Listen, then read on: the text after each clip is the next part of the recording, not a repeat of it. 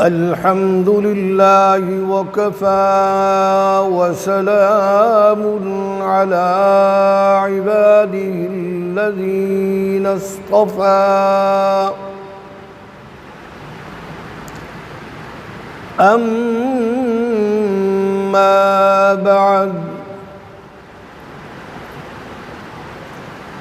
قال الله تبارك وتعالى في القرآن الكريم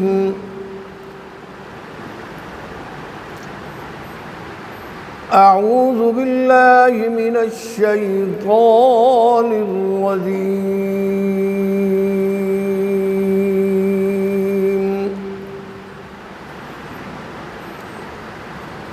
بسم الله الرحمن الرحيم يا أيها الذين آمنوا اتقوا الله حق تقاته ولا تموتن إلا وأنتم مسلمون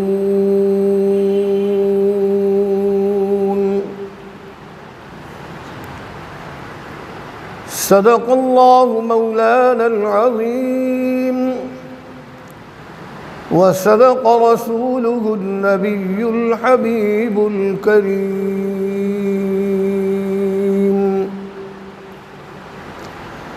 ونحن على ذلك لمن الشاهدين والشاكرين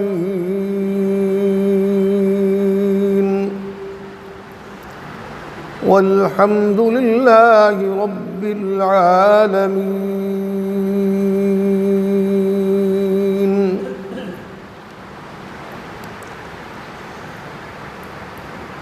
گفتگو کے آغاز سے پہلے خالصاً اللہ کی رضا اور خالصاً اللہ کی عبادت کی نیت سے آقائے نامدار تاجدار مدینہ محمد عربی صلی اللہ علیہ وسلم کی ذات اقدس پر نماز والا درود ابراہیمی بلند آواز سے تلاوت فرمائے۔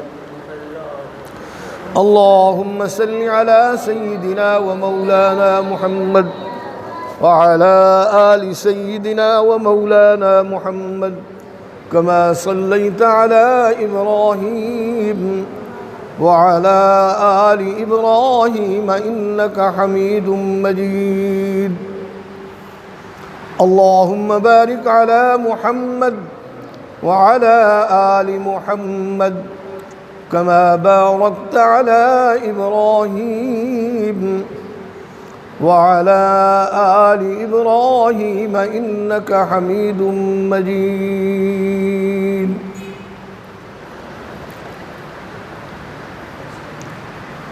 میرے انتہائی واجب الاحترام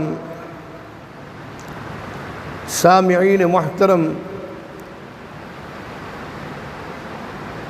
و عزیز طلباء، آج کے خطبہ جمعۃ المبارک میں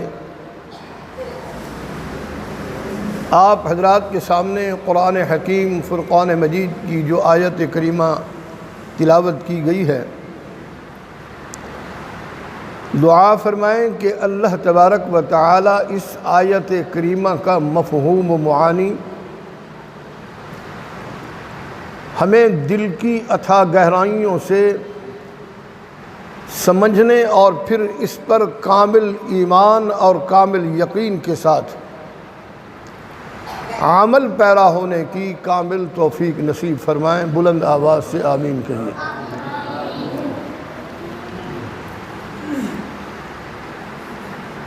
دوستو،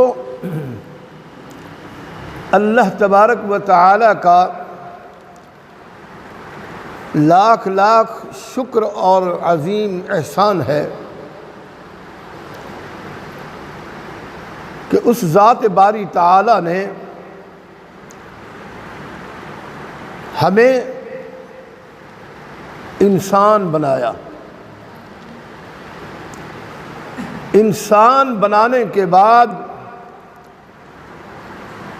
ایمان کی دولت ہمیں نصیب فرمائی، اہل ایمان والوں میں بنایا.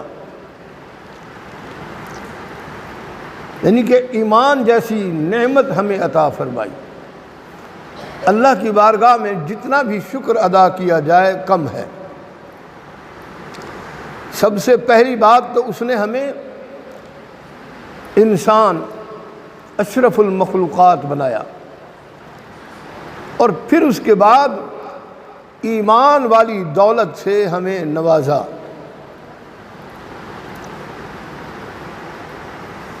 ایمان والوں کی پہچان یہ ہے کہ وہ اللہ اور اس کے رسول صلی اللہ علیہ وسلم کو مان کر، اہل ایمان کی نشانی کیا ہے کہ وہ اللہ اور اللہ کے رسول صلی اللہ علیہ وسلم کو مان کر، یقین کامل کے ساتھ، پورے یقین کامل کے ساتھ مان کر، پھر اس کے احکامات کو مانتے اور پھر اس پر عمل کرتے ہیں. پہلی بنیادی شرط تو یہ ہے کہ اللہ کو کامل و یقین کے ساتھ مانتے ہیں، اور اس کے رسول صلی اللہ علیہ وسلم کو ماننے کے بعد، اللہ اور اللہ کے رسول پر ایمان لانے کے بعد، اللہ تبارک و تعالی کے احکامات پر پورا عمل کرتے ہیں.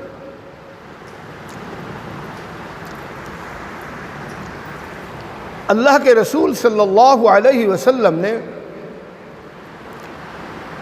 ہر موقع پر اہل ایمان کو ہر موقع پر لمحہ بلمحہ رہنمائی فرمائی، اور ایمان پر چلنے والوں والی باتیں جو ہیں وہ ہمیں سکھلائیں کہ اے ایمان والوں کا تقاضا یہ ہے کہ جو اللہ تبارک و تعالی نے اپنے پیارے پیغمبر صلی اللہ علیہ وسلم پر دین متین اتارا ہے، اس پر پورا کا پورا عمل کیا جائے. تو پھر حضرت انسان کے دونوں جہانوں کی کامیابی و کامرانی ہے. اس کے بغیر ناکامی ہی ناکامی ہے. اللہ اور اللہ کے رسول صلی اللہ علیہ وسلم کے بتائے ہوئے طریقوں کو چھوڑ کر اگر ہم اپنی من چاہی زندگی گزارنے کی کوشش کریں گے، پھر خسر دنیا والآخرہ، دنیا اور آخرت کا خسارہ ہے. تو میرے دوستو، سیدنا حضرت ابو ہریرہ رضی اللہ عنہ روایت فرماتے ہیں کہ میں نے رسول اللہ صلی اللہ علیہ وسلم سے سنا، آپ کا ارشاد گرامی ہے کہ کون ہے جو مجھ سے اس دنیا میں زندگی گزارنے کے لیے چند نصیحتیں مجھ سے سیکھے اور پھر خود بھی اس پر عمل کرے اور پھر دوسروں تک بھی پہنچانے کی کوشش کرے. بلغوا عنی ولو آیہ، میری باتوں کو روئے زمین پر بسنے والی انسانیت تک پہنچائے. سیدنا حضرت ابو ہریرہ رضی اللہ عنہ فرماتے ہیں آپ صلی اللہ علیہ وسلم نے چند نصیحتیں مجھے سکھائیں اور فرمایا کہ مجھ سے یہ چند نصیحتیں سیکھ کر خود بھی اس پر عمل کرے اور دوسروں تک بھی اس کو پہنچائے۔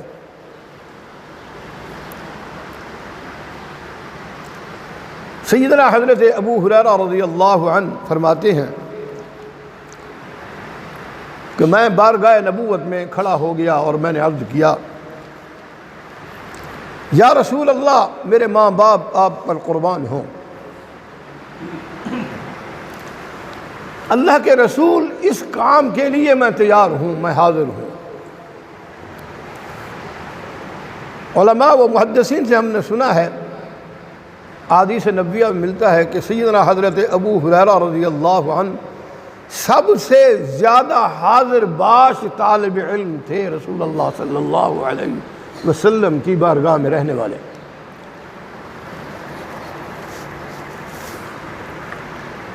تو سیدنا حضرت ابو ہریرہ رضی اللہ عنہ فرماتے ہیں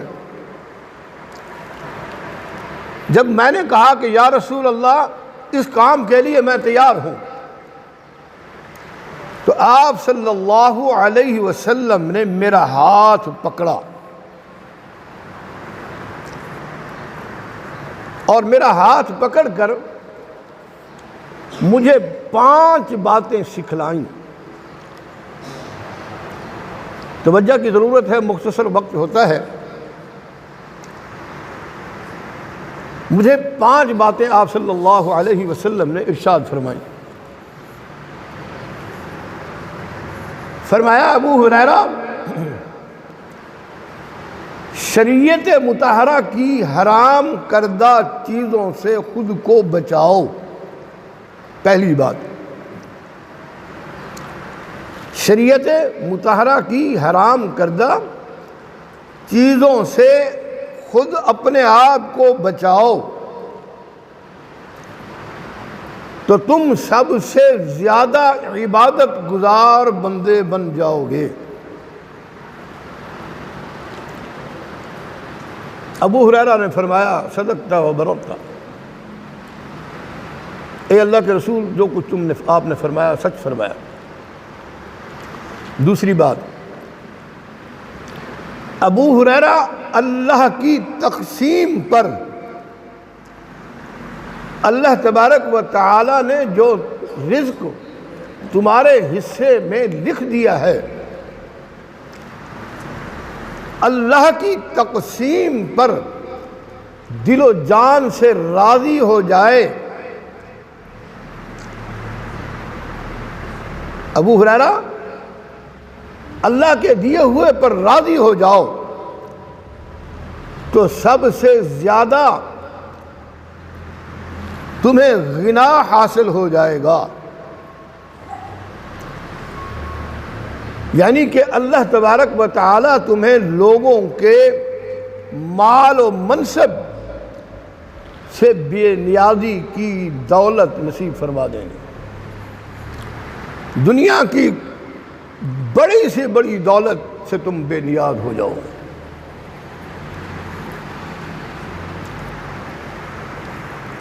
اللہ کے رسول صلی اللہ علیہ وسلم نے تیسری نصیحت ارشاد فرماتے ہوئے فرمایا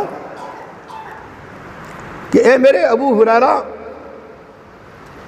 اپنے ہمسائیوں کے ساتھ، اپنے ہمسایوں کے ساتھ اچھے برتاؤ کا معاملہ کیا کرو تو پھر تم کامل صفات والے اچھے اور سچے،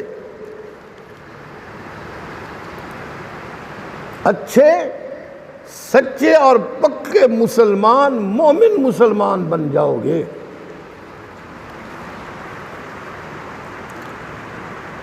چوتھی بات آپ صلی اللہ علیہ وسلم نے ارشاد فرمایا کہ ابو ہریرہ صحیح معنوں میں تم مسلمان تبھی کہلاؤ گے جب دوسرے مسلمان کے لیے وہی چیز پسند کرو گے جو اپنے لیے پسند کیا کرتے ہو۔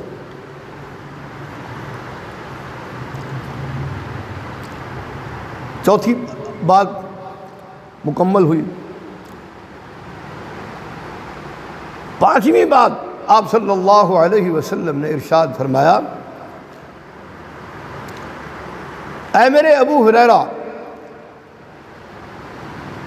زیادہ فضول باتوں پر کھل کھلا کر ہنسنے سے بچتے رہنا، کیونکہ بے فکری کی وجہ سے زیادہ ہنسنا دل کو مردہ کر دیتا ہے۔ انسان روئے زمین پر ہنستا وہی ہے جو بے نیاز ہوتا ہے ہر چیز سے، دل مردہ ہو جاتا ہے۔ جامع ترمذی کی روایت ہے اور قرآن کریم کا ارشاد گرامی ہے کہ فَلْيَضْحَكُوا قَلِيلًا وَلْيَبْكُوا كَثِيرًا، کہ اے ایمان والو اللہ کی بارگاہ میں زیادہ رویا کرو۔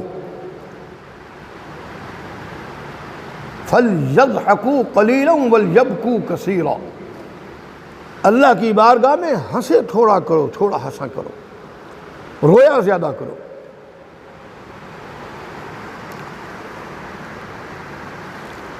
تو میرے دوستوں، میرے انتہائی واجب الاحترام سامعین محترم، عرض کرنے کا مقصد یہ ہے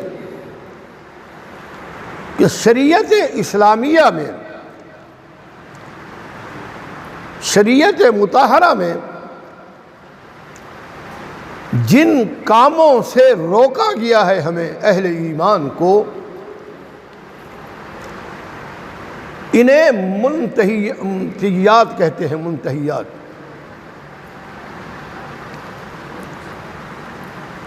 اور جن کاموں کو کرنے کا کیا گیا ہے، کرنے کا کہا گیا ہے، انہیں مامورات کہا جاتا ہے شریعت میں۔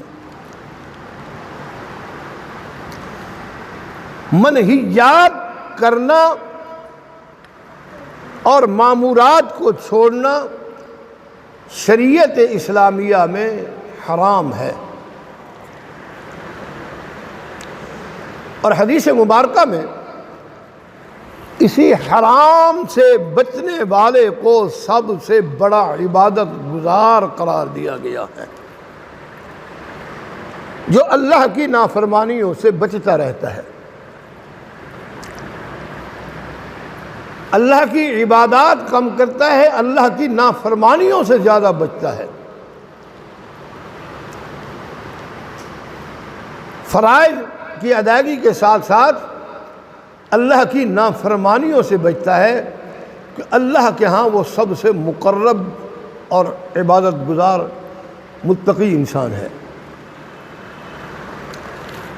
ہمارے اکابر و اسلاف فرماتے ہیں اللہ کے ہاں وہ مقرب ہے وہ انسان جو اللہ سے ڈرتا رہتا ہے، تعلیمات نبویہ کے مطابق اپنی زندگی کو بسر کرتا ہے۔ اس لیے عقائد اسلامیہ کو اپنانے کے بعد اللہ تبارک و تعالی نے اہل ایمان کے لیے جن شرائط کو لاگو کیا ہے وہ انہیں عقائد کہلاتے ہیں۔ یعنی کہ مسلمان کا جو عقیدہ ہے،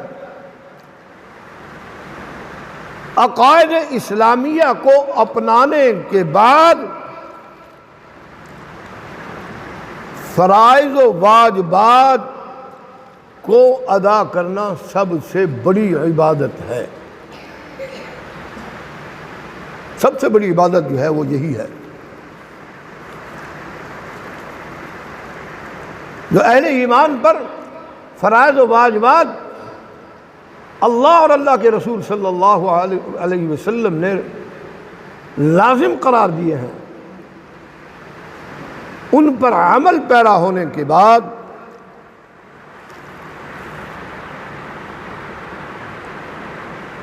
جو عقائد ہیں ان پر اگر ہم اپنی زندگی کو بسر کریں گے تو انسان سب سے عبادت گزار بن جائے گا۔ جیسے کہ میں نے پہلے بھی عرض کیا کہ من چاہی زندگی جو ہے وہ خسارہ ہی خسارہ ہے،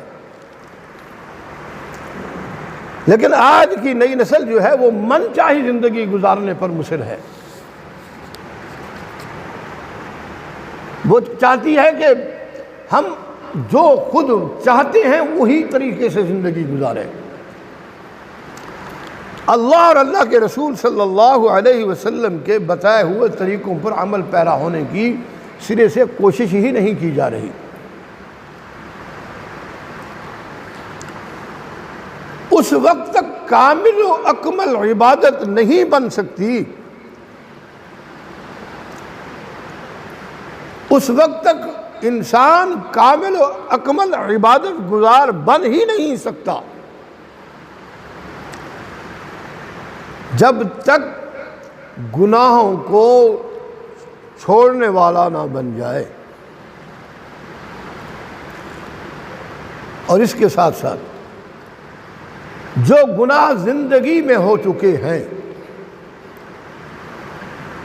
ان سے سچے دل کے ساتھ اللہ کی بارگاہ میں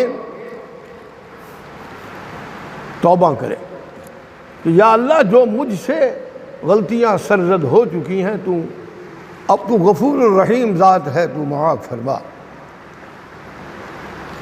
اور آئندہ کے گناہوں سے بچنے کا مصمم ارادہ کر لے۔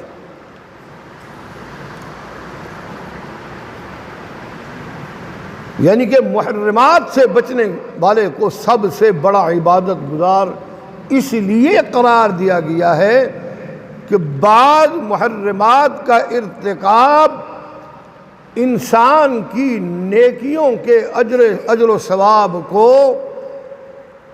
آنن فانن ختم کر دیتا ہے۔ ایک آدمی 100 سال زندگی میں عبادت کرتا رہا، اس سے ایسی بڑی غلطی سرزد ہوئی کہ پورے کے پورے 100 سال کی عبادت ختم کر بیٹھے۔ تو عرض کرنے کا مقصد یہ ہے کہ سب سے بڑا عبادت گزار وہی ہوگا جس کی عبادات محفوظ ہوں گی، اور عبادات اس کی محفوظ رہیں گی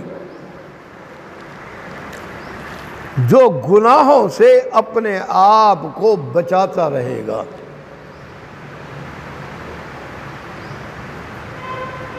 عبادات بھی کرتا رہے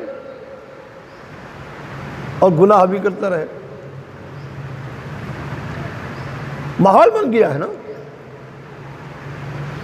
رحمان بھی راضی شیطان بھی راضی،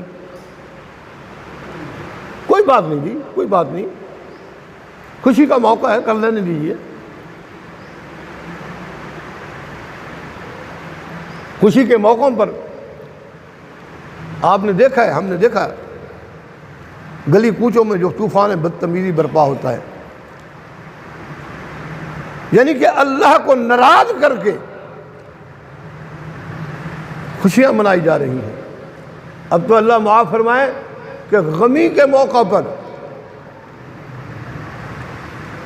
اللہ کو ناراض کیا جا رہا ہے کھلے دل کے ساتھ۔ اور جناب کیا کریں جی، برادری کیا کہتی ہے، برادری پریشان کرتی ہے جناب، اللہ ناراض ہوتا ہے تو رہنے تو ہو جائے، کیا بات ہے، کوئی مسئلہ نہیں ہے، برادری راضی ہو جائے۔ حلقہ احباب کے دوست ناراض ہوتے ہیں، یار تم تو دکیا نوس لوگ ہو، تم نے خوشی کا موقع آیا تم نے کچھ بھی نہیں کیا،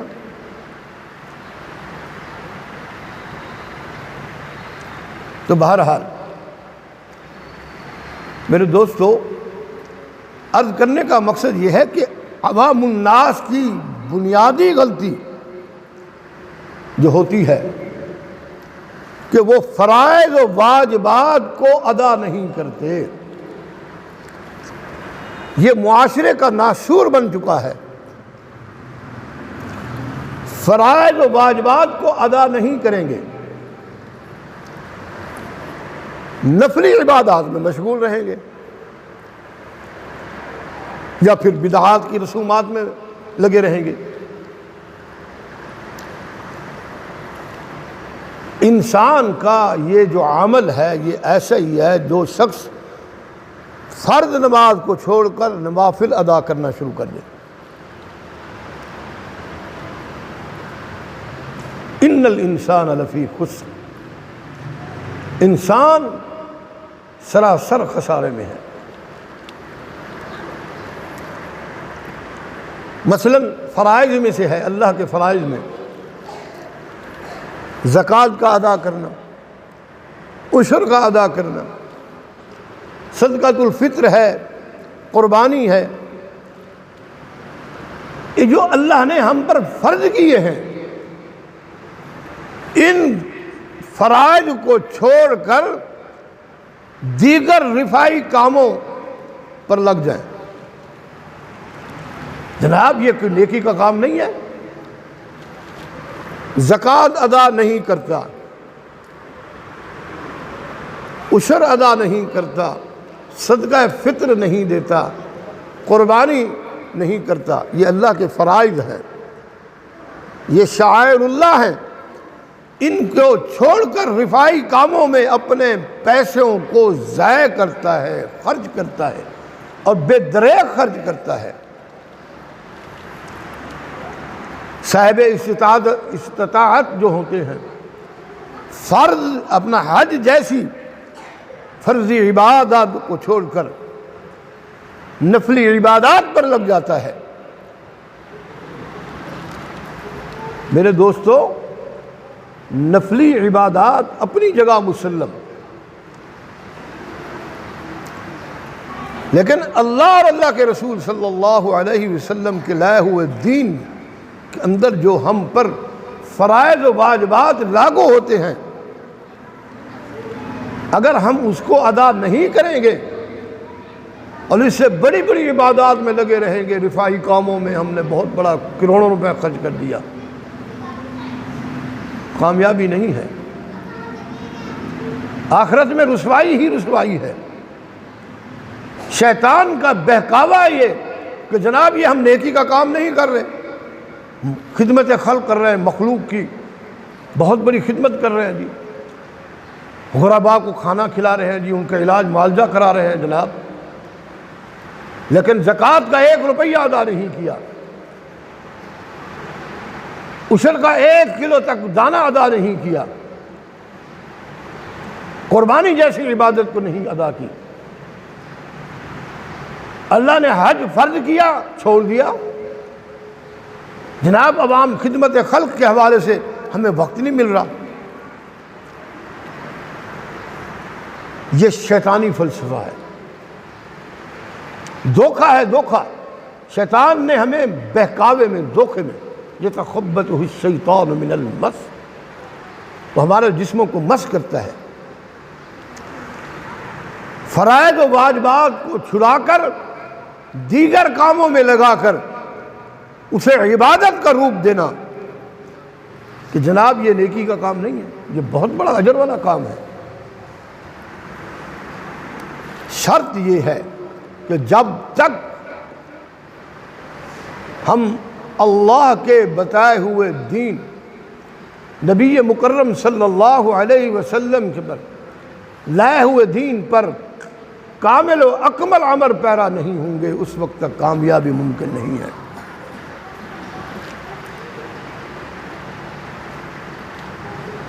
تو بہرحال آج کی پوری گفتگو کا خلاصہ کلام یہ ہے، میرے واجب الاحترام دوستو، آج ہم اللہ اور اس کے رسول صلی اللہ علیہ وسلم کے بتائے ہوئے طریقوں کو چھوڑ کر غیروں کے طریقوں کو اپنی زندگی کا اوڑھنا اور بچھونا بنا لیا ہے۔ یعنی کہ ہم من چاہی زندگی گزارنا چاہتے ہیں۔ اللہ اور اللہ کے رسول صلی اللہ علیہ وسلم کے بتائے ہوئے طریقوں، اللہ اور اللہ کے رسول صلی اللہ علیہ وسلم کے فرامین کو پسے پشت ڈال چکے ہیں۔ ذلت اور رسوائی ہمارا مقدر بن کر رہ گئی ہے۔ اگر آج بھی ہم اپنے دل و جان سے من چاہی زندگی سے سچے دل کے ساتھ توبہ کر کے اللہ اور اللہ کے رسول صلی اللہ علیہ وسلم کے لائے ہوئے دین و مبین کو پورے کے پورا اپنا لیں، تو پھر دنیا کی کوئی طاقت ہمیں زیر نہیں کر سکتی۔ آج ہم پھر بھی اقوام عالم پر، غیر مسلم اقوام پر غالب آ سکتے ہیں، برتری حاصل ہو سکتی ہے۔ میرے دوستو، لیکن اس کے لیے عالم ارواح میں اللہ سے کیے ہوئے وعدے کے مطابق اپنی زندگی کو اپنانا ہوگا۔ اگر ہم نے ایسا نہ کیا تو پھر دنیا اور آخرت میں ہماری رسوائی مقدر ہے ہماری۔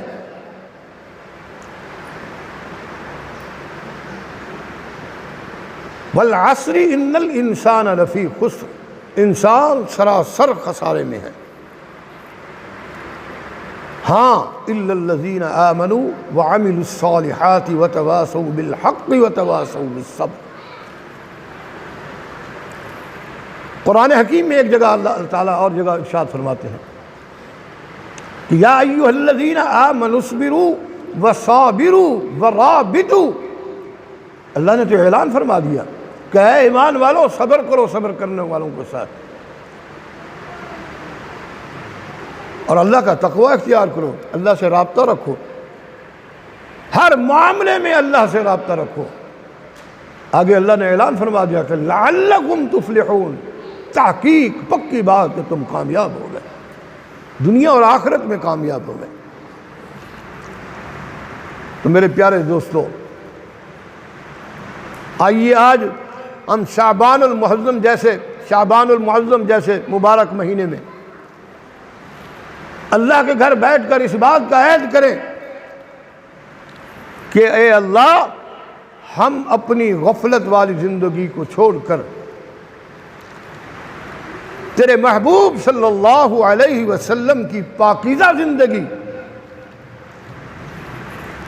مطہر زندگی، سیرت طیبہ، اسوہ حسنہ پر کامل یقین کے ساتھ عمل پیرا ہو کر تیرے محبوب صلی اللہ علیہ وسلم کے محبوب بندے بننے کے لیے تیار ہیں۔